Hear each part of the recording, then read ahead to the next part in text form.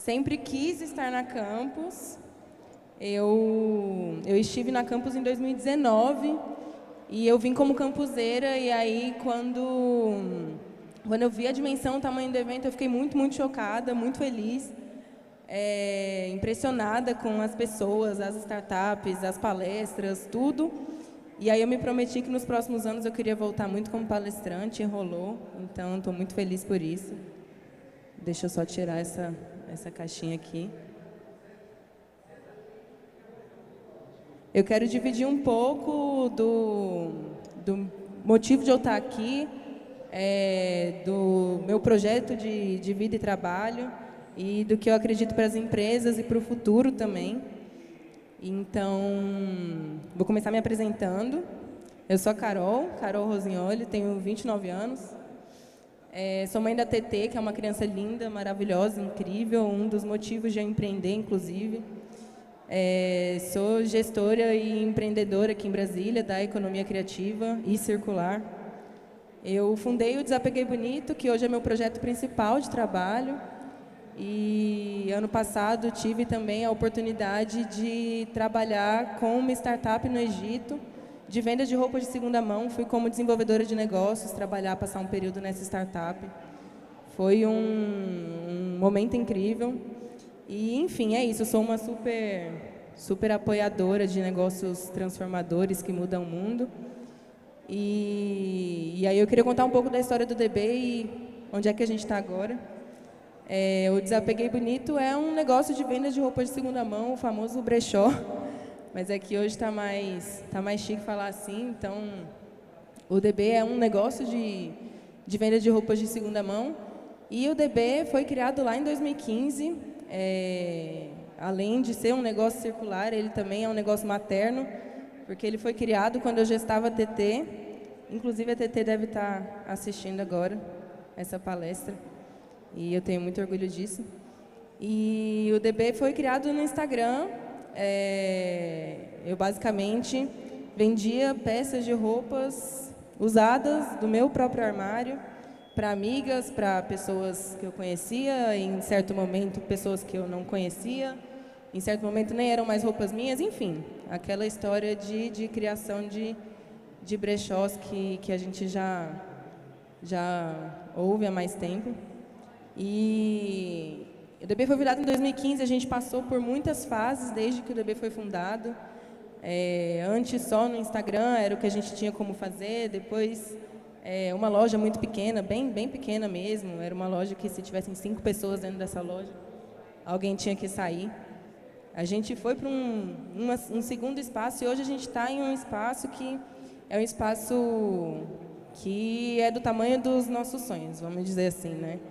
É um espaço aqui, na Asa Norte, de 300 metros quadrados, que hoje não é só mais um espaço de venda de roupas usadas, mas é também um espaço de compartilhamento, um espaço colaborativo para marcas de Brasília, marcas locais, marcas autorais, e que tenham sempre pilares de sustentabilidade dentro da indústria da moda. São essas marcas que estão lá com a gente. E essas são, na verdade, os nossos principais conceitos, são os conceitos que guiam toda a nossa estratégia como empresa e, inclusive, que guia nossos próximos passos. O conceito da segunda mão, do colaborativo, do cooperativo e autoral. Tudo que a gente faz lá, a gente faz pensando nisso. E aí, por isso, há um tempo atrás, a gente vem trabalhando muito na ideia da gente ser um hub de sustentabilidade em Brasília, com uma base tecnológica que possa estar fora de Brasília também, e que apoie e que traga marcas locais e que tenha essa mesma pegada de negócios sustentáveis. E aí, no ano passado, a gente teve uma virada em relação a como a gente quer se posicionar. Bom, só voltando um pouquinho, acho que esse é um conceito que quem está aqui já conhece, mas basicamente o que a gente faz é estimular que esse processo linear de produção, de consumo, né, que é um processo que ele é baseado em extração, produção, venda, uso, quando muito, né, um uso muito muito breve e depois um descarte em qualquer lugar, a gente estimula para que isso vire um ciclo, seja um processo circular mesmo, um processo que agregue valor em todas as suas etapas, que tenha técnicas de design pensados em sustentabilidade, pensados em produtos para durar, e em processos que peguem aquilo que já existe ou transformem em algo que tem valor e coloque de volta no mercado, ou que revenda, né? No nosso caso, como venda de roupas de segunda mão. E aí, no ano passado, a gente teve uma virada em relação a como a gente queria se posicionar, porque, apesar da gente já fazer parte de um ciclo sustentável, justamente por isso, porque a gente já vende, né, roupas que existem e etc., a gente queria olhar para dentro, a gente queria entender o que a gente, como empresa, gera de impacto e de transformação para o mundo, porque só o fato da gente existir já gera, né? Já gera impacto. Hoje, numa loja grande, um espaço físico grande, com pessoas que trabalham lá todos os dias, com embalagens, com etiquetas, com energia elétrica, com uso de água, enfim, o fato da gente existir já é algo que gera impacto no mundo. Então, a gente decidiu parar e olhar para dentro e falar, beleza, então tá, a gente está contribuindo já com uma transformação positiva dentro da indústria da moda, que é vender coisas que já existem, aquilo que já está ali, mas o que a gente faz por dentro? Porque o discurso para fora está legal, está redondo, está lindo, mas a gente quer começar a olhar para dentro também. Então, a gente parou para rever todos os nossos processos, o que a gente vem fazendo, e se envolver, né, com essa mudança interna e se comprometer, inclusive, com as pessoas que acompanham a gente. E a gente fez um compromisso público com as pessoas que acompanham a gente, de que a gente ia mudar todo o nosso processo, de que a gente ia olhar para dentro. E aí a gente usou também da nossa influência ali dentro da nossa comunidade. O DB hoje tem uma comunidade grande de pessoas que apoiam e que seguem, né, o nosso trabalho e tal.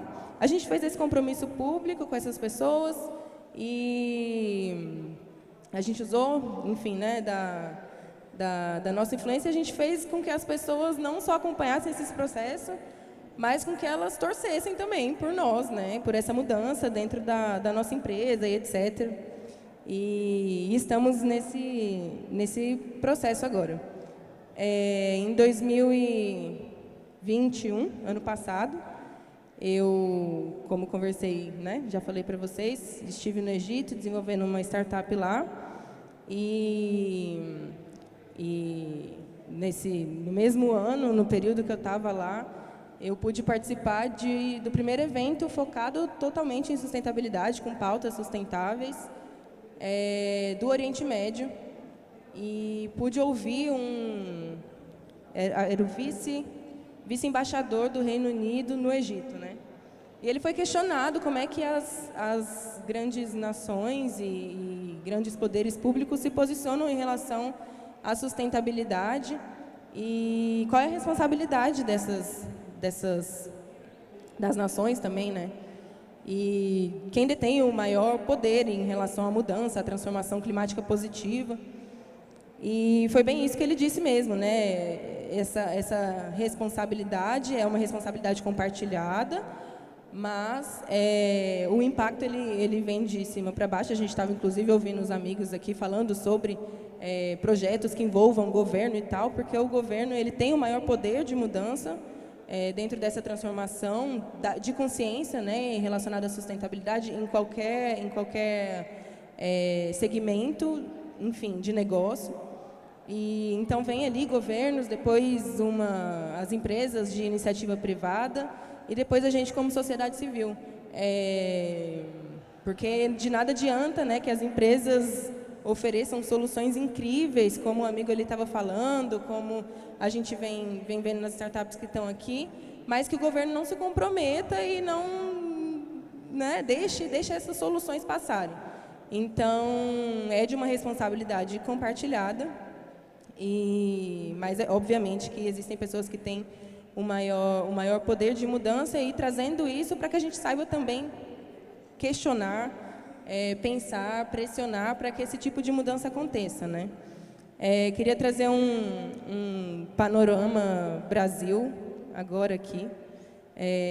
Esse é um dado da pesquisa do Pacto Global, com o Stiling, também um dado da pesquisa da Onda Verde, que diz que o Brasil é o quarto maior país poluidor do mundo, isso num acumulado histórico desde 1850.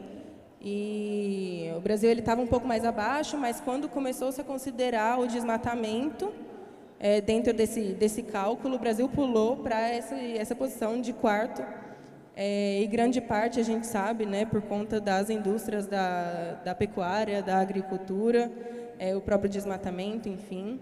Só um adendo aqui, esse agro, quando eu falo de agro, eu estou falando da massa, né, aquele agro que a gente conhece, que é responsável por, enfim, práticas totalmente insustentáveis, não uma agricultura familiar, que nesse caso seria uma solução para a gente, né? E aí pode parecer meio desestimulante a gente como empresa, eu falando como uma pequena empresa, pensar, cara, mas beleza, né? A gente está o quarto país que mais polui no mundo, agricultura, indústria, tudo acontecendo, não tenho como me envolver com isso, vamos esperar mudar. Mas eu acho que não é bem assim. O Brasil é o país que tem, sei lá, 99% das empresas do país são micro e pequenas empresas, então são as empresas que influenciam o pensamento coletivo aqui no Brasil. E dentro dessa lógica de uma construção coletiva, cabe a gente também, pequenas empresas, pequenas startups, pequenos projetos, negócios, instituições, fazer parte dessa mudança também, né? Bom, é isso.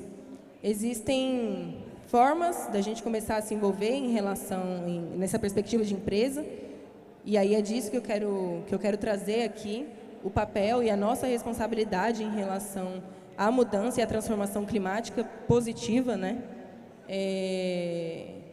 Como empresas, né? Como é que a gente pode se envolver, como é que a gente pode mudar esse cenário.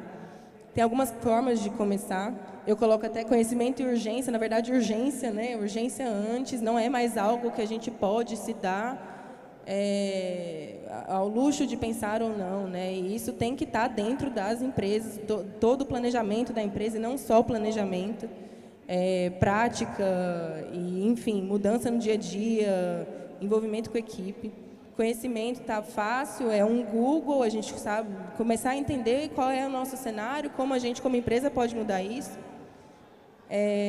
Segundo passo, transparência. Hoje, já trazendo um pouquinho mais para o nosso lado, hoje já existem vários portais e, enfim, instituições, ONGs, que tratam da transparência das empresas. Então, bote a sua empresa nesse lugar de transparência, isso vai te fazer também questionar o que você vem fazendo e mudar alguns hábitos dentro de uma empresa sua forma de gerenciar. Acesse os portais de transparência para você também, como consumidor, entender o que você está comprando, de onde vem, quem é que faz, quanto é que custa aquilo, quem está recebendo por aquilo, né? Devolva o que foi usado, e aí, assim, aqui a gente nunca vai conseguir zerar o jogo, né? Então, se a gente, por existir, já usa, a gente pode devolver. Hoje existem várias empresas que fazem um cálculo de emissão de carbono das suas atividades como empresa e até como pessoa física também. Você consegue calcular quanto que a sua atividade impacta no mundo e emite em carbono. Então, você consegue recompensar isso. De repente, com plantações de árvore na Amazônia, já tem projetos que fazem isso. E a sua empresa pode fazer isso também, devolver o que foi usado, já que não dá para zerar. E certifique e mude por dentro. Quando eu falo certifique aqui, é certifique de certificação mesmo. As certificações, elas têm essa condição que ela precisa ser aprovada. Você precisa passar por um processo para que você seja uma empresa certificada. E quando você passa por esse processo, você é obrigado a mudar por dentro, porque senão você não vai passar o processo. E provavelmente você vai gastar dinheiro à toa, você vai tentar uma certificação que, enfim, se você não estiver disposto a mudar, você não vai mudar. Então, certifique, procure selos, né, você como empresa. E é isso. Por falar nesse Certifique e Procure Selos, eu queria dividir agora um momento nosso como empresa. A gente está se reestruturando, a gente está se encaminhando para ser um hub de sustentabilidade em Brasília, de negócios que tenham a mesma pegada da nossa.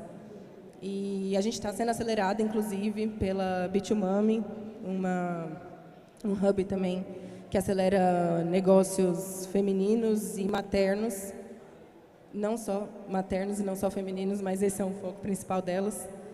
E aí, por isso, por conta dessa nossa transformação como empresa, a gente vem também buscando mudar por dentro. Então, eu queria dividir com vocês o momento que a gente está passando agora.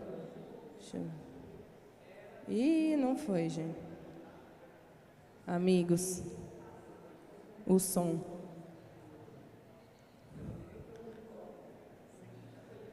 Dá? Deixa eu tentar de novo.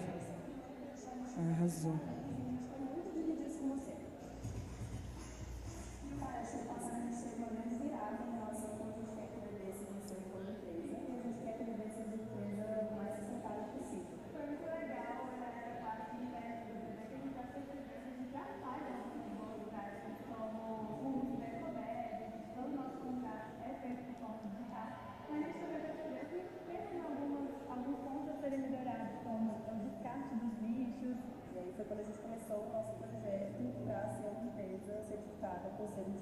O selo Lixo Zero é um produto do Instituto Lixo Zero Brasil, que é validado pela Aliança Internacional dos Lixo Zero. Para isso, a gente está pesando os resíduos gerados, tipificando os tipos de resíduos que são gerados no bebê, revendo os processos para minimizar os impactos ambientais do bebê. Está sendo um processo muito legal de desenvolver e perceber o quanto que a gente ainda pode ajudar e contribuir para o nosso meio ambiente. Eu adoro esse vídeo, eu acho ele lindo. Inclusive, Damer, créditos para ele, é a pessoa mais maravilhosa para fazer vídeos em Brasília, se quiserem contar. Só não gosto muito desse tanto de plástico que a gente mostra atrás, mas isso foi de propósito, porque estamos mudando isso também. A gente está se encaminhando para ser o primeiro brechó do país certificado com selo Lixo Zero. E isso é de uma mudança mesmo de mentalidade como empresa, a forma que a gente quer se posicionar dentro do mercado. E isso fez a gente mudar muito por dentro. E aí, quando a gente começou a mudar por dentro, a gente envolveu também as pessoas que fazem parte do nosso processo. Envolvemos a nossa comunidade, a gente fez nosso compromisso público, a gente usou da nossa influência, influência com as pessoas que acompanham a gente. E a gente se comprometeu dessa forma. Eu acho que é assim que a gente, como empresa, tem que se colocar também. Então, é isso. Muito, muito obrigada. Os arrobas estão aí para quem quiser seguir, arroba do DB. E muito obrigada, gente. Valeu. Quer fazer uma pergunta, amigo? Manda ver. O DB vai ser o primeiro. Primeiramente, parabéns. Achei muito legal. Não conhecia, sou aqui de Brasília e vou visitá-la brevemente. E eu tenho mais uma curiosidade. As roupas que chegam com rasgos, que não podem ser vendidas no brechó, né, não podem passar por uma curadoria assim, que os brechós fazem. Eu queria saber se vocês têm alguma parceria ou tem algum ateliê para criar novas peças de roupas também.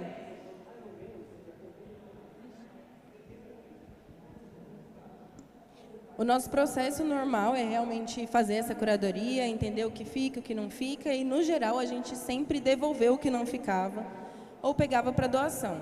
Só que a gente entende que isso não completa o ciclo, porque se a gente devolver, a gente pode reendereçar o problema para alguém, a pessoa descartar em qualquer lugar e não vai resolver o problema.